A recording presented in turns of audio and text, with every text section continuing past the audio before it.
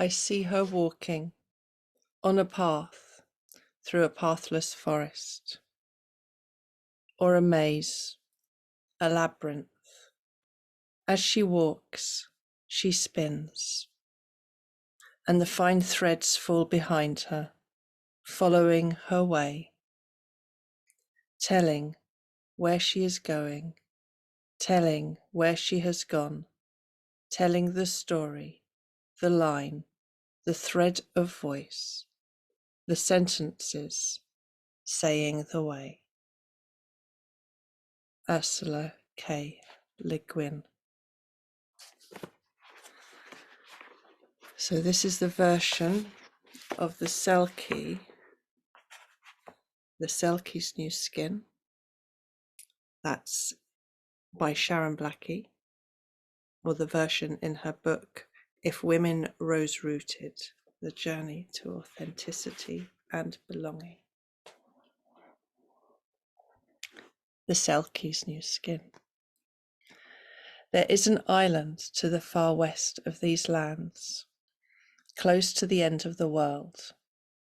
Somewhere in your dreams, you've seen it.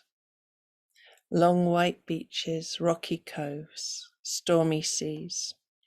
From the cliff tops on its westernmost shores, you might sometimes catch a glimpse of Tania, the Isle of Women, way out on the horizon. When the sky is blue and the air is still, which happens rarely enough in those parts. Here the wind blows hard and long through the dark days of winter, and summer is precious and fleeting.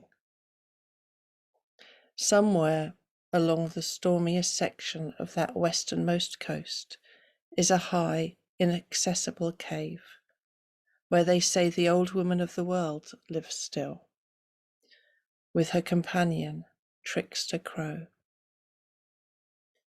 But no one I've met has ever found that cave, though many have searched and many have drowned in the process. Maybe she's still there, working on the most beautiful weaving in the world, with its fringe of sea urchin quills. The island's beaches are haunted by seals. Neither common seals nor grey seals. I've never seen their like elsewhere. But then they're not just ordinary seals, they're Selkies. And for one night every month, on the night of the full moon, they can take on human form if they choose. And it's said that on those nights, they slip off their sealskins and dance on the beach under the moonlight. On this island, once there lived a fisherman. He was a handsome man with coal-black hair and bright blue eyes, and he stood still, tall and strong. Although many of the local girls mooned over him and dreamed of being his wife, he never seemed to find anyone that represented the qualities he wanted. He was something of a dreamer, you see. They said it was a miracle that he managed to catch any fish at all, for all the time he would spend staring out to sea when he took to his boat. He believed that love would come upon him like a clap of thunder or the crashing of the waves on the rock, and he never had that feeling with any of the girls he had grown up with. They were all too familiar somehow. He wanted mystery. He yearned for something he couldn't sense, he couldn't name. One night he was feeling restless, and so he took a barefooted walk along the beach, as often he did. The sky was midnight blue velvet, the stars shining brightly, and the full moon smiling down on him as he stared out into the waves.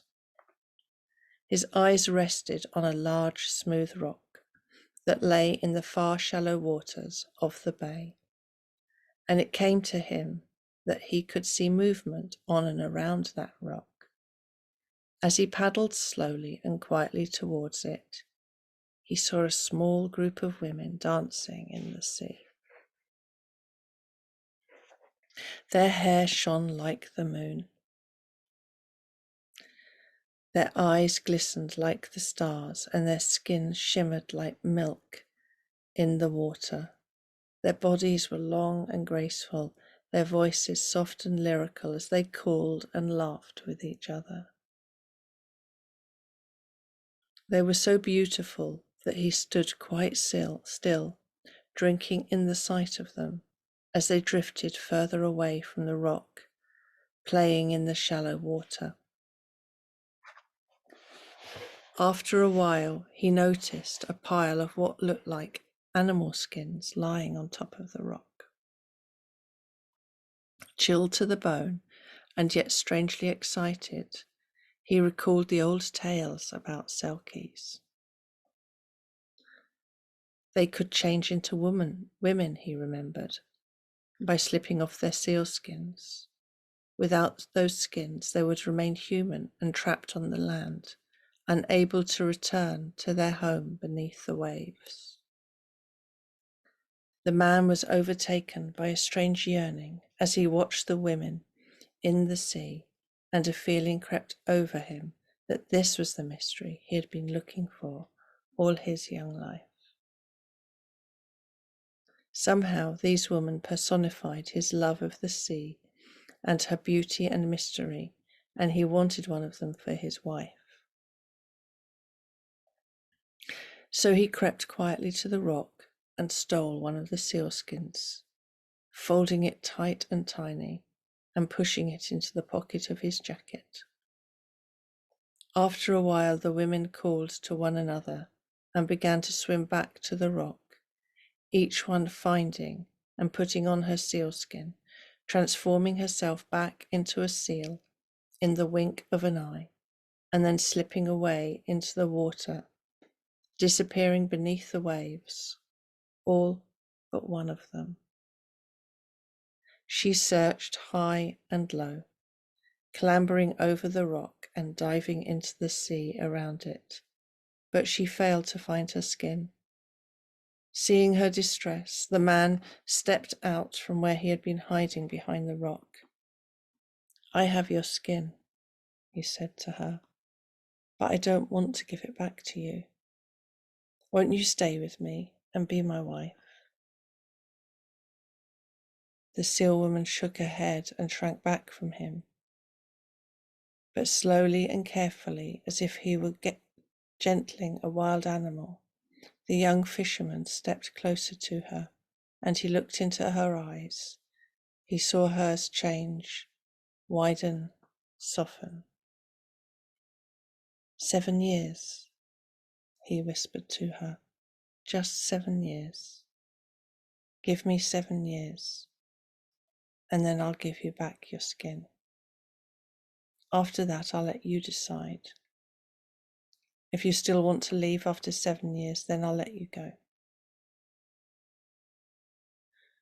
And at that moment, the first light of dawn crept into the sky, and the glow of the moon began to fade. Reluctantly, then, the woman went with him, understanding that without her skin, she could do nothing. She had no choice.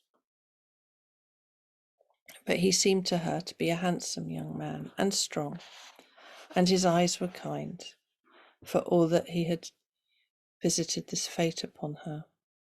With one last yearning look over her shoulder, she waved goodbye to her sisters, their seal heads popping up from the sea, their eyes glinting like dark jewels in the fading moonlight.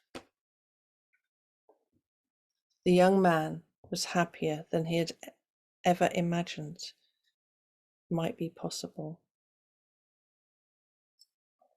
As he lay beside his wife in bed at night, he fancied he could smell the sea, and as he listened to her breathing beside him, he fancied that he could hear the whisper of the waves. He was content. As for the seal woman, she bore him a daughter 9 months after they were wed. At first she seemed happy enough with her life, and her child Mara, she called her, after the sea. She would take her daughter down to the shore and teach her the ways and the law of the waters, telling her stories of her people and of other mysteries beneath the waves. The child loved the sea with all her heart, but she was half human, and so she loved the land too, and could not imagine ever forsaking it. She was at home in her skin and knew her place in the world. But then, so had her mother been, when she was her daughter's age. The Selkie did her best to look after the child and care for her husband. But as the years went by, things began to change. He went away from the house more often, either fishing or drinking with his friends in the local inn, and she was left alone. She began to creep out by herself at night, stealing down to the shore, always looking for her sisters. But they had abandoned that beach on the night she was taken, fearing that the same would befall them. So she watched and she wept, and as all hope began to fade, she became more and more sorrowful. Her skin began to dry up, and her eyes and her hair grew ever more dull. When the 7 years were up, hating herself for needing to leave her daughter, but knowing that she must find her way back to herself, which could only come with finding her way home, she asked her husband if he would return her skin. But he simply laughed and refused. She was still the most beautiful woman on the island, and she was his. Why would he let her go for free? Why ever would he let her go free? The seal woman grew slower and sadder. Frightened that she might lose her, Mara asked if she was ill, and finally her mother told her that she was fading from yearning for her lost home beneath the sea. Fading because although she loved her husband still and loved her daughter even more, she was stranded in this place where she could not find a way to belong. Mara feared the blank emptiness that had begun to reside in her mother's eyes. And so she started to search for the Selkie's lost skin. She searched every part of the house and every part of the land, but she couldn't find it. She searched and searched until she exhausted herself. Then eventually one night, after she had spent hours searching again while her father was out and her mother asleep, she found herself yawning in the boat shed and crept into her father's boat to take a nap. And there, under a heap of fraying ropes and soiled sailcloth, she finally found the sealskin. Hidden still inside the pocket of the old jacket that the fisherman had been wearing on the night he stole her mother away. As Mara pulled at it and the skin rolled out, she caught a faint whiff of the sea, the smell of her mother. But as she picked it up from the floor where it had fallen, the skin began to disintegrate in her hands. It was old and desiccated. It had not been used for a long time, and now it could never be used again. Mara hurried home and wakened her sleeping mother, and with tears in her eyes, brought her down to the shore where she presented her with her old shredded skin. She watched as her mother sank to her knees and wept. She saw the hope, and then the life began to drain out of her eyes, and then she acted. She half carried, half dragged her mother down to the sea, where she rolled her into the shallows and let the sea water cover her body. Slowly, slowly, the Selkie woman began to revive. But as she walked back to the house with Mara, there was nothing but emptiness in her eyes. For many weeks, the Selkie woman stayed in her bed. Her heart was a black hole. There was no help to be found, and her life stretched ahead of her, endless, dark, and hopeless. She would never find her way home, never find her place, never again find a way to belong. But Mara would not let her mother die. And so she went to visit the wise old woman who lived in a small stone cottage up in the hills at the far end of the village. She asked the old Caliph what should she do to help her mother, whether indeed anything could be done. Your mother must help herself, the old woman told Mara. You cannot do it for her. And although I know the way of herbs and moss and the paths that animals take through the old woods, I do not know the ways of the sea. But there is one who does, and if your mother can find her way to her, it may be that she will tell how she might be saved. And so Mara went home and told her mother that she must find the old woman of the world, who was sometimes to be found in those days still. If you had endurance enough to make the journey and courage enough to face her in the darkness of her cave. At first the seal woman said that she could not possibly follow this quest. She was too tired and too ill. The way would be too difficult, and there was no guarantee of success. But Mara would not let the subject go. She pleaded with her mother, and pleaded some more, and then she wept, until finally one morning the Selkie could bear her daughter's despair no longer. And she roused herself from her bed, put on her strong boots, and wrapped herself in a warm cloak. She took nothing else with her, for the old Caliph had told Mara that the journey must be made while unencumbered with unnecessary things of the world. The Selkie did not know where to go, not really.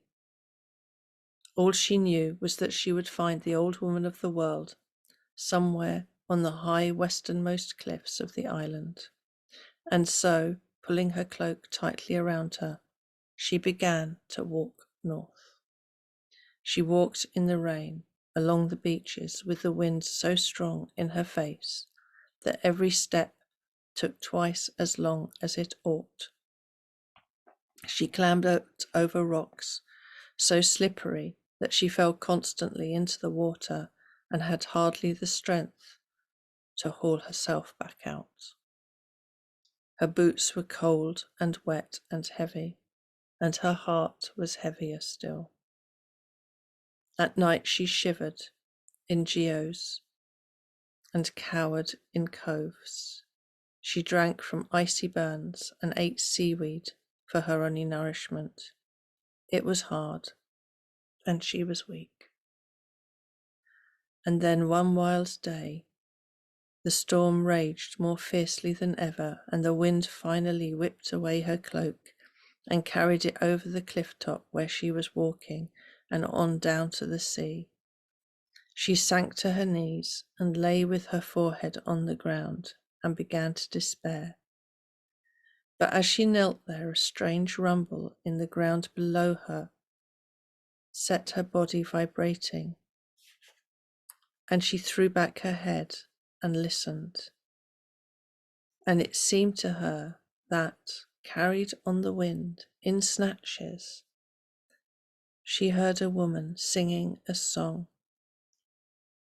Somewhere down below, somewhere deep inside the cliff, and it seemed to her also that the strange shuddering rumble she had heard sounded something like the noise a spinning wheel might make if pedalled furiously by someone who was skilled in the art. She stood and looked around her and walked and peered and poked until finally she came upon the first step of the long stairway which was cut into the face of the cliff, seemingly ending in the sea, narrow and slippery, precipitous as could be. She closed her eyes and took a deep breath, and slowly, carefully, down the stairs she went. And at the bottom she found the cave of the old woman of the world. The old woman herself sat there, spinning a fine thread, shining with all the colours that ever existed, on a rich golden wooden wheel in front of an enormous frame on which was displayed the most beautiful weaving that had ever been created, fringed with sea urchin quills. The old woman turned and looked at the Selkie. "So you've come to find your skin," she said, and it was all the seal woman could do to hold herself erect, to lift her chin and stop her teeth from chattering, and to nod a faint yes. The old woman beckoned her over to a glowing, fierce fire at the back of the cave, over which an enormous cauldron bubbled, and it seemed to her that the steam rising up from the soup in that cauldron contained the scent of all the seeds and all the herbs and the essence of all the growing and living things in the world. She sat, and the warmth began to creep back into her bones, and she listened while the old woman spoke. "So your old skin was no use any more," she said, looking long and deep into the fire and nodding, as though she could see pictures in the flames. "That's the way it goes, often enough. I've heard all the stories they tell of Selkies who find their old skins and slip them back on, and away they go, out into the ocean and live happily ever after, just as if nothing had ever happened to them, and nothing had ever been learnt. That's all well and good, but it doesn't always work out that way, and sometimes it shouldn't." She passed the Selkie a cup of something hot and herbal and sweet, and she took it gratefully and sipped. And it seemed to her, as she sipped, that all the strength and vitality she had lost began flooding back into her bones. "You've done well to make it this far, daughter," the old woman said, "and there's more for you to do before you're done." And she told the Selkie what she must do. The Selkie set off again when her tea had been drunk, fresh and fit as the day her husband had first discovered her there on the beach. The sea was calm now and the air still, and she found the currach at the base of the cliff, just where the old woman had said she would find it, and she climbed in, and slowly she rowed across to the tiny island, a mile to the north and a mile to the west. She brought the currach to rest on a long white strand in a calm sandy cove on the north side of the island, and there too she found the cave that the old woman told her she would find.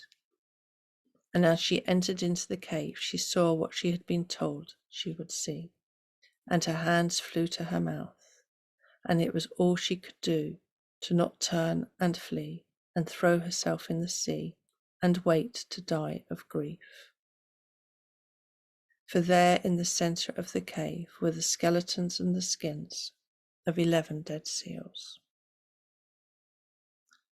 These were no ordinary seals, neither common seals nor grey seals. They were Selkies. They had been killed and then skinned and left so that their flesh had disintegrated, and all that remained of each of them was a pile of bones and a skin beside each pile, shining silver in the dim light of the cave.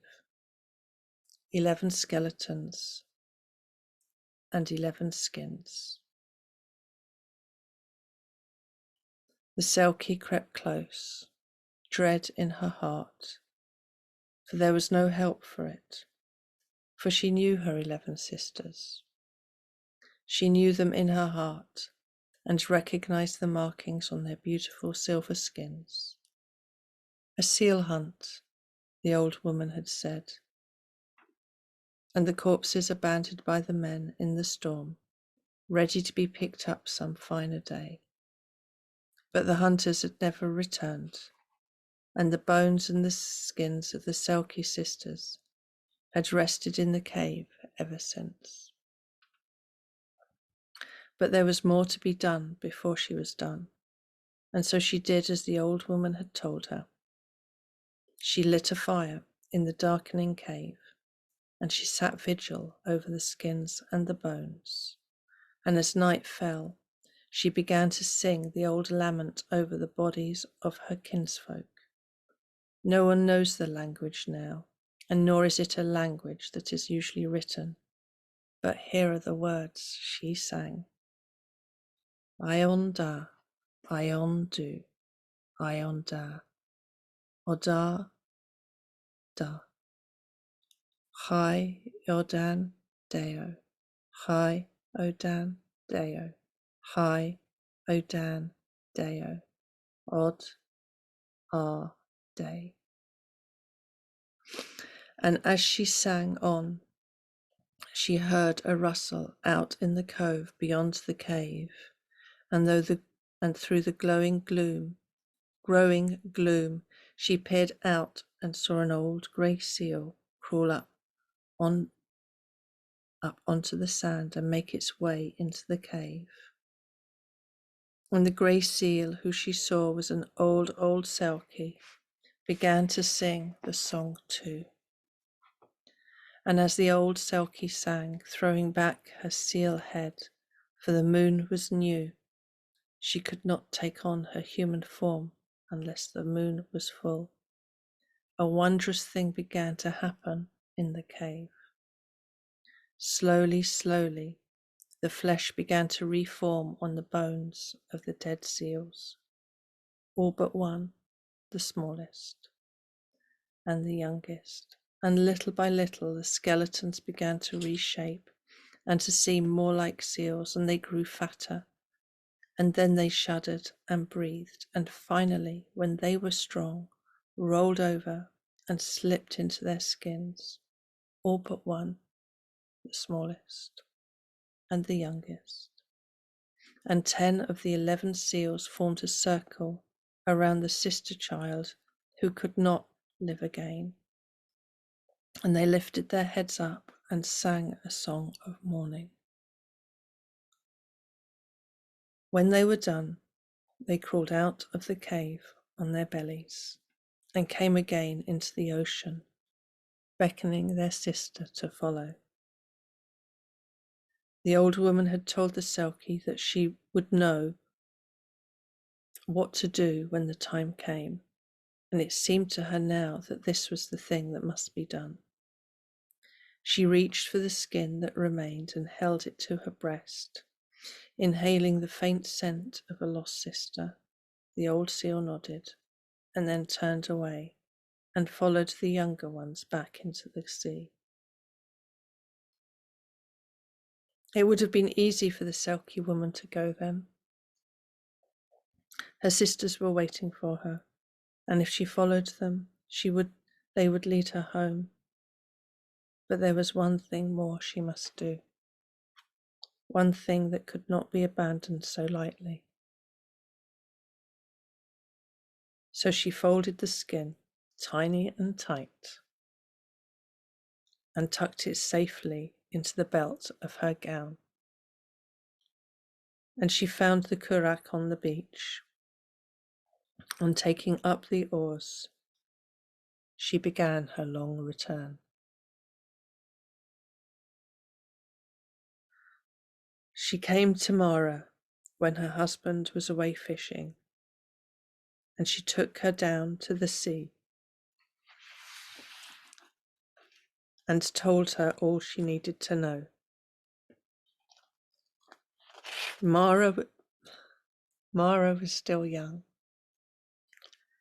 but there was something in her that understood that she must let her mother go.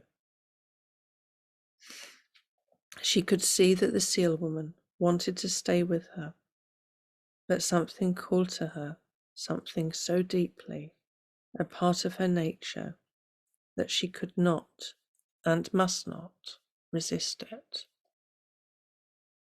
The need to find her place, to find her element, to find her way home. And so the time came for them to part. Taking her daughter's face in her hands, the Selkie looked deeply into Mara's eyes and breathed her breath into her lungs 3 times. Turning to the sea, she began to sing a strange song in a high voice. She pulled out her sister's sealskin, newer than her own, younger, less marked by the cares and woes of the world. But it was the sealswoman's bones that the skin covered now, which shaped it. The two merged together, old and new, and in this merging a new form was created. With one last long look at her daughter, the Selkie slipped into the sea and vanished beneath the waves.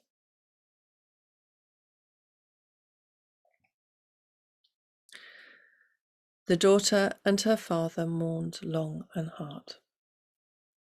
Mara would often go down to the shore at night, hoping to catch a glimpse of her mother, but she never came. And then, exactly 1 year later, on the anniversary of her disappearance, Mara's patience was rewarded. A seal was sitting on the rock, and as it saw her approaching, it slipped off its skin, and there she was, her mother. And yet somehow she was different. Her eyes and hair and skin were shining, and something in the way she held her body told Mara that she was at peace and at home with herself once more. And so it happened ever afterwards that once a year, on the same anniversary of her departure into the sea, on the night of the closest full moon, the Selkie woman would come to the beach and talk with her daughter and tell her stories. She taught her to sing the song that she had sung in the cave, and the song that would call to her Selkie kinfolk. She taught her the song so that one day, if ever she should so choose, she could also take to the sea. She taught her the song that would sing her soul back home. The seal woman's sea joy, the Selkie called her song. Though it had once been known as a song of mourning, for all mourning may be transformed into joy if you have enough endurance, enough to make the journey, and courage enough to face the old woman in the darkness of her cave.